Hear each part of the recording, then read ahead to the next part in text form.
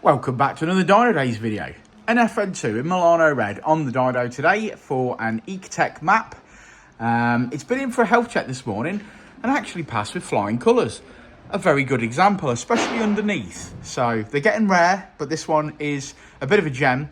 So time to tune it, see what power we can make on the mods that it's got. We're going to find out what they are shortly, but here we go.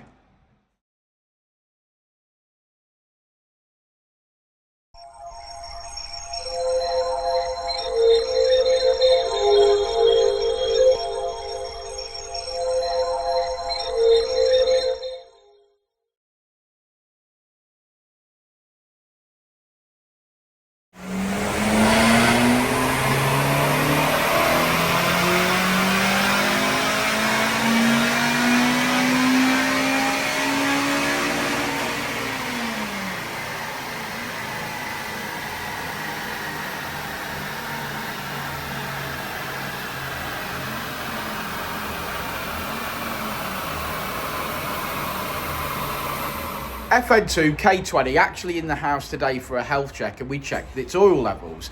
Now if it had low engine oil, we'd be wanting to put some in that, and we would use Molygen 5W40, which you can get from worldoflubricant.co.uk.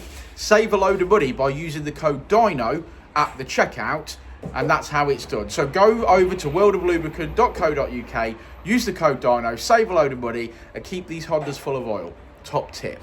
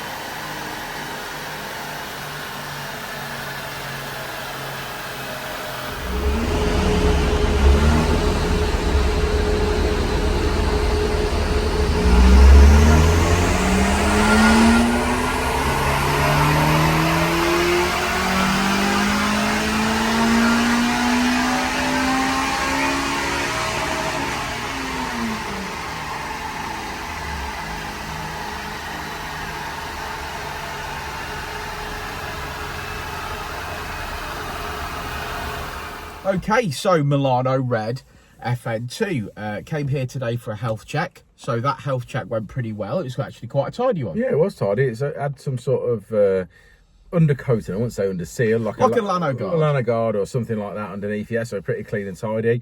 Pretty much picked up on a wheel bearing.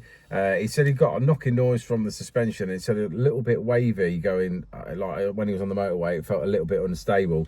I think we've got a steering rack problem, which to be honest is the first time I've ever seen a steering rack problem on one of these. But someone's clearly been fighting it, not this customer, but someone's been fighting this problem because it's had 2 new lower arms on it, 2 track rod ends on it, 2 new shocks on it. So someone's been trying to find this problem. Yeah, absolutely. But it feels like it's in the rack, basically. When you're turning, you can almost feel like a little notchiness or a little knock.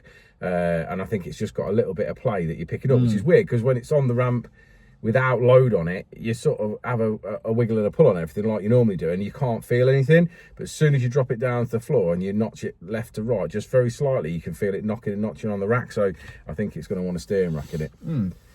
Did find that it's the usual sort of rear beam bushes required. Yeah, I mean unless they've been changed, they're all done. They all need doing. Yeah. Yeah, that's why Powerflex is one of our best sellers. Yeah.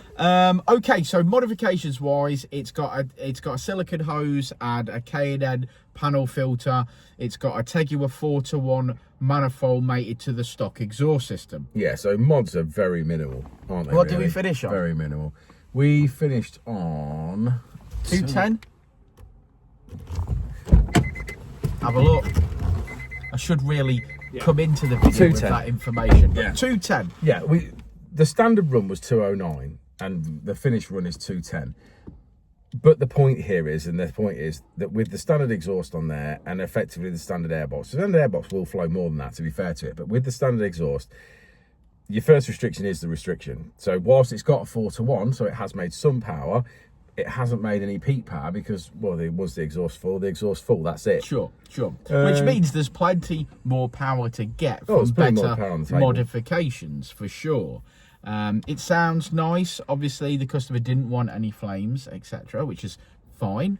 But yeah, it's as good as it gets. So it's got some power in the mid-range. It's had the VTEC lowered. It's had the rev range extended. It's got switchable maps, so the drivability is going to be far superior than it was before. It will definitely feel better in the mid-range, absolute fact.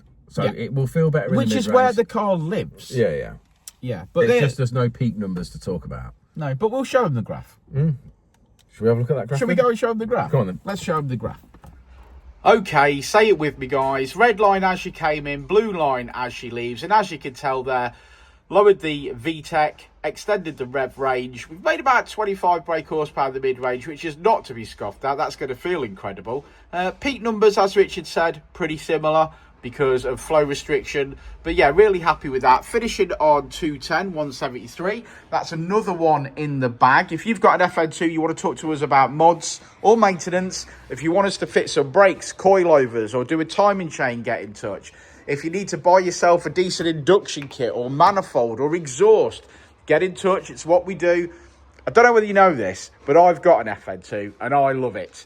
So if you just want to talk FN2s, reach out to me and we'll have a good old chat. You can catch us on Instagram, Facebook, TikTok, all of that. You can go old school, pick up the phone. We'd love to talk to you. Last Saturday of the month is a Honda meet, so come and see us. But yeah, thanks for stopping by and we'll see you on the next one. Won't we, Rich? He's gone. He's gone. I don't know where he is.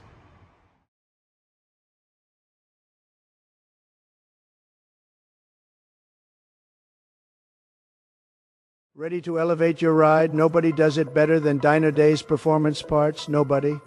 We're talking the best exhausts, the strongest ECU remaps, absolute top-tier parts for maximum performance. Other places, not even close.